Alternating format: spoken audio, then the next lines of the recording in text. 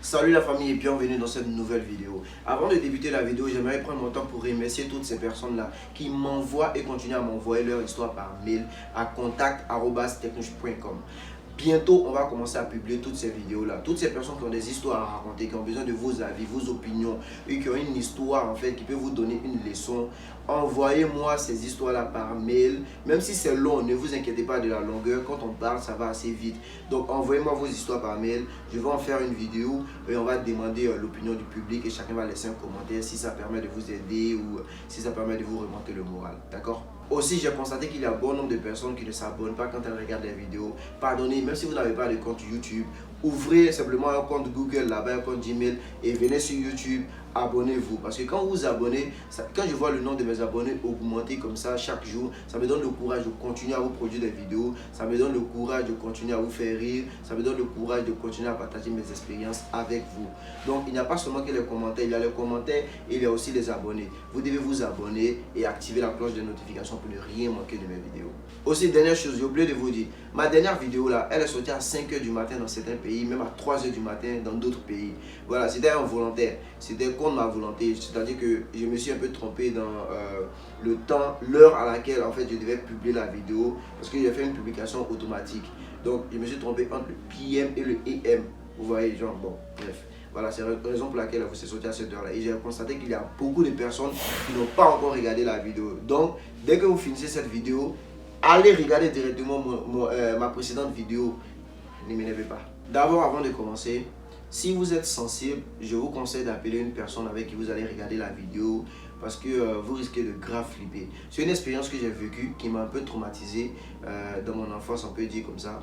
Mais je m'en suis remis et je vais vous la raconter. Il y a d'autres personnes qui seront sceptiques, d'autres personnes vont dire non, ça là moi je crois pas. D'autres personnes vont dire ah ça c'est déjà arrivé même dans mon village et tout. Mais vous savez, je l'ai vécu, je vous le jure. Et c'est la vérité que je suis en train de vous dire, seulement que je ne sais pas comment expliquer ce phénomène-là. En tout cas, je vais vous raconter l'histoire et ça sera à vous de juger par vos commentaires. Je vais lire tous les commentaires comme d'habitude.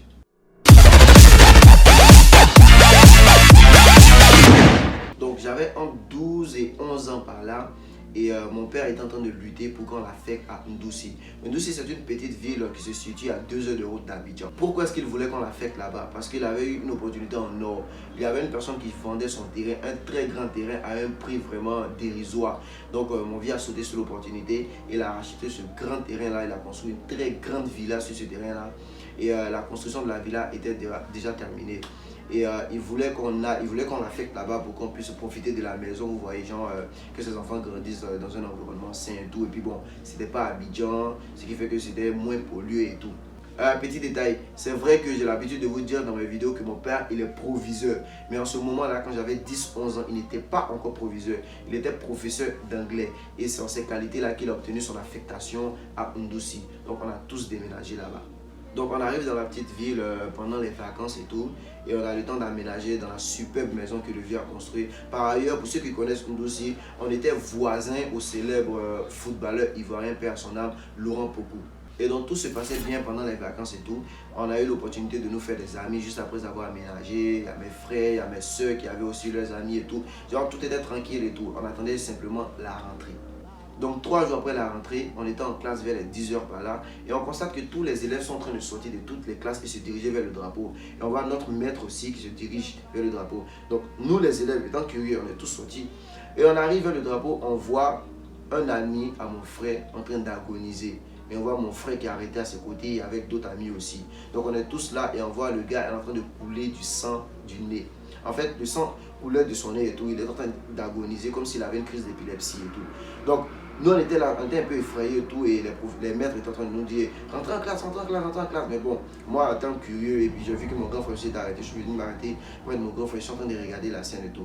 Et je vois mon grand frère avec ses amis qui ont pris celui qui est en train d'agoniser là, l'un de leurs amis, et ils ont essayé de le transporter pour l'envoyer à l'hôpital.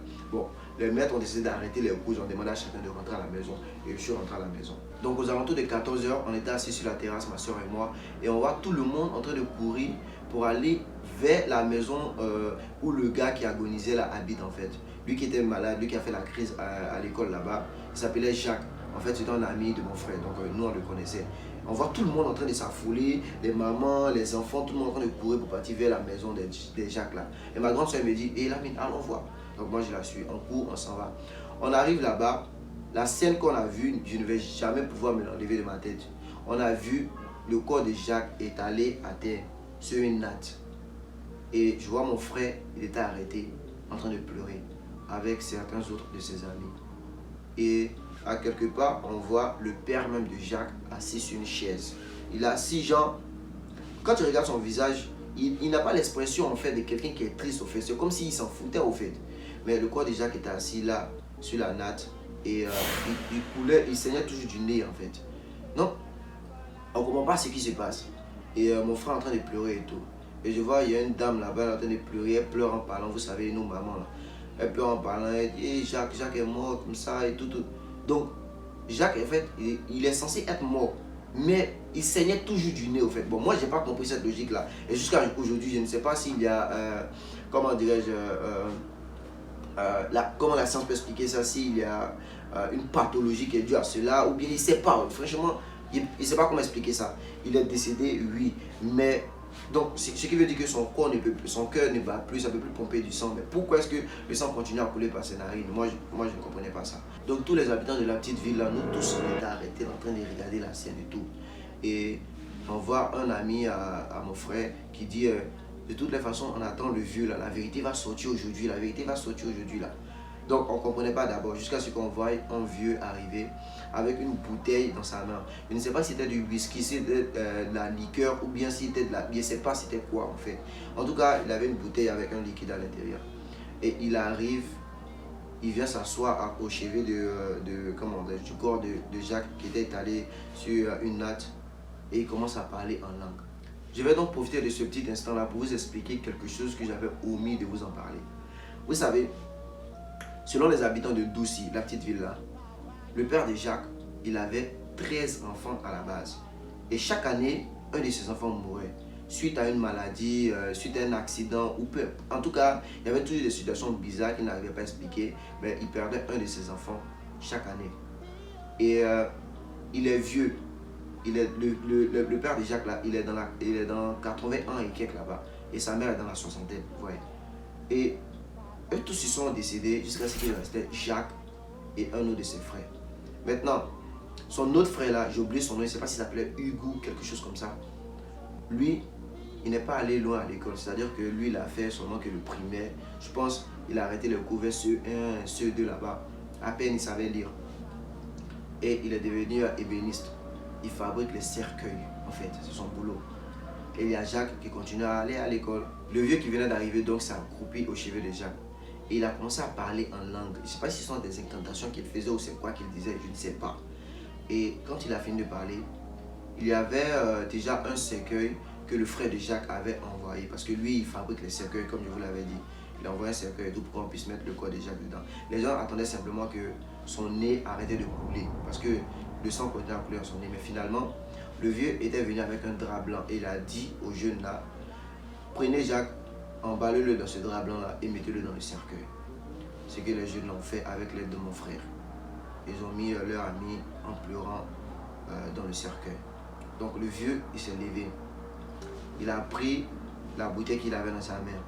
Il a versé le liquide là sur le cercueil de Jacques. Et il continue à parler en langue traditionnelle. Et je ne sais pas par quelle logique. Je ne sais pas comment expliquer ce phénomène là. Mais le cercueil de Jacques a bougé. Quand le cercueil de Jacques a bougé, tout le monde a couru. Nous tous, on a fui. Mais 2-3 minutes après, je ne sais pas si on a été attiré par la curiosité, mais on est tous revenus sur le lieu pour venir voir ce qui allait se passer ensuite. Et le cercueil était là, ça ne bougeait plus. Mais le vieux a parlé cette fois-ci en français. Il a dit, Jacques, s'il y a quelqu'un qui t'a tué, montre-le nous. Je vous le jure, le cercueil de Jacques a bougé. C'est-à-dire que ça s'est déplacé pour venir juste devant son père. Son père était assis sur une chaise, comme je vous l'avais dit, à quelque part du corps de Jacques. Le cercueil a bougé, venait s'arrêter juste devant son père. Je ne sais pas comment expliquer ça, je ne sais pas. En fait, moi, il me disait que quoi, tout pouvait s'expliquer de façon rationnelle. Je cherchais à comprendre, est-ce qu'il y a une pile qu'ils avaient mis dans le cercueil? Est-ce qu'ils avaient branché le cercueil à une prise Est-ce qu'il y avait l'électricité? En fait, le séquoia avait été chargé programmé pour que ça bouge. Je ne sais pas. En tout cas, le séquoia a bougé pour venir s'arrêter devant le vieux. Alors le vieux a dit, alors le vieux qui avait la bouteille là en main a regardé tous les amis de Jacques, ils étaient à peu près 7, 8 comme ça, et mon frère en faisait partie, il leur a dit, écoutez, attrapez le père de Jacques là, et enfermez-le quelque part, on va le tuer et tout ça va finir. On est fatigué de cette histoire de sorcellerie dans cette ville là, on est vraiment épuisé, ça a dû et ça a perdu, il a encore fait une victime. Donc moi j'ai pas compris, quand elle a dit on a encore fait une victime, je me suis dit, attends. Donc c'est pas la première fois que c'est prouvé en fait que le père de Jacques a fait une victime. Donc les gens, je vais dire, les gens savaient en fait que c'était un sorcier. Ou bon, en fait j'arrivais pas à comprendre ce qu'il avait fait auparavant. Mais ça c'était avant que nous ne vienne dans cette ville-là.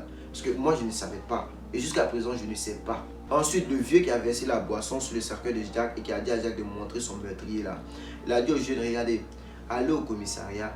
Et allez dire aux policiers là-bas que vous allez exécuter le vieux là parce que le vieux là c'est un sorcier et qui tue des gens depuis des années dans ce village là. Nous tous on sait mais personne n'en parle. Donc on est fatigué, on veut le tuer maintenant.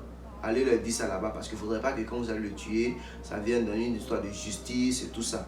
Donc mon frère et ses amis ont pris la direction du commissariat. Quant à ma soeur et moi, on t'a arrêté, on était en train d'assister toujours à la scène. On attendait que mon frère revienne avec ses amis pour voir ce que les policiers ont dit et tout. Mais pendant ce temps, le vieux était enfermé dans une case, dans une cabane là, avec faite de terre, avec au moins 15 jeunes autour de la cabane pour surveiller, pour ne même pas que le vieux même se déplace.